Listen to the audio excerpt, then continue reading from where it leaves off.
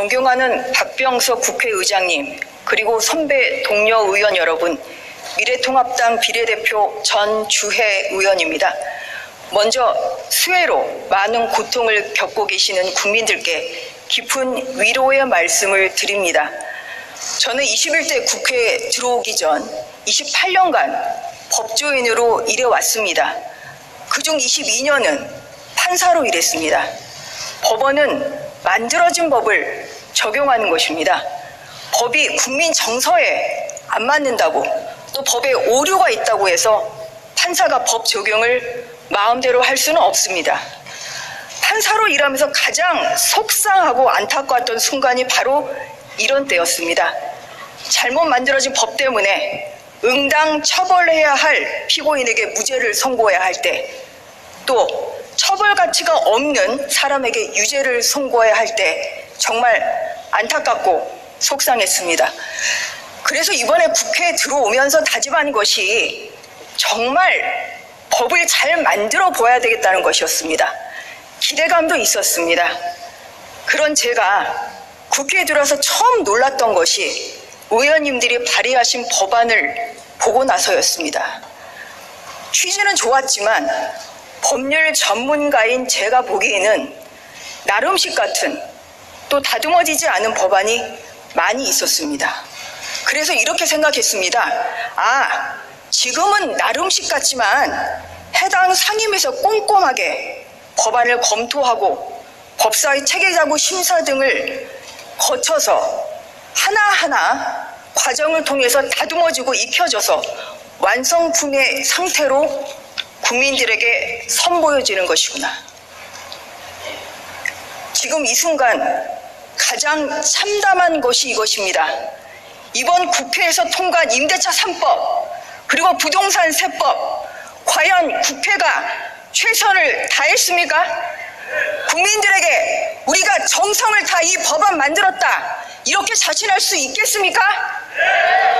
3분 즉석 요리하듯이 법안들이 만들어졌습니다.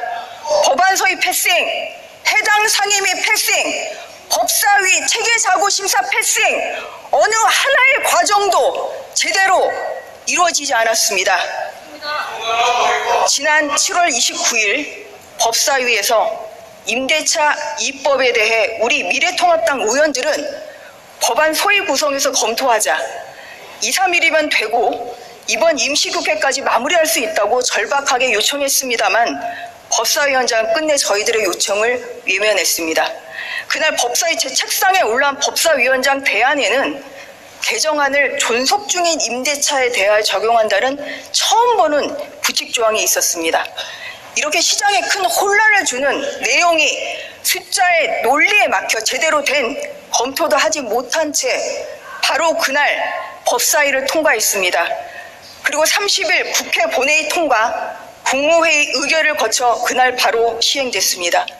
그 다음날 신문에는 서울 대단지 26만 가구에 전세 매물 454건이라는 기사가 나왔습니다. 전세 물건이 자취를 감췄습니다. 오늘 통과한 부동산 세법 또한 시장에서 비슷한 반응을 보일 것입니다. 법을 만들 때는 이 법으로 이익을 보는 사람, 또 한편으로는 손해를 보는 사람의 입장을 각각 고려해야 하고 그 충격을 줄이기 위해 다양한 의견 수렴과 보완책을 마련해야 합니다. 예상치 못한 부작용까지 미리 예측해서 법 시행으로 억울한 피해를 보는 사람이 없도록 해야 합니다. 이것이 법의 안정성이고 국회의 역할입니다.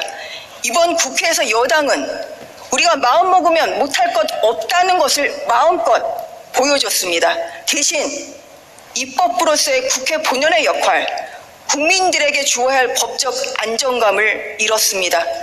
33년 독하게 벌어 임대 사업한 게 죄냐는 한 자영업자의 절규가 들리십니까? 내가 왜 부동산 투기꾼이냐는 국민의 분노가 들리십니까?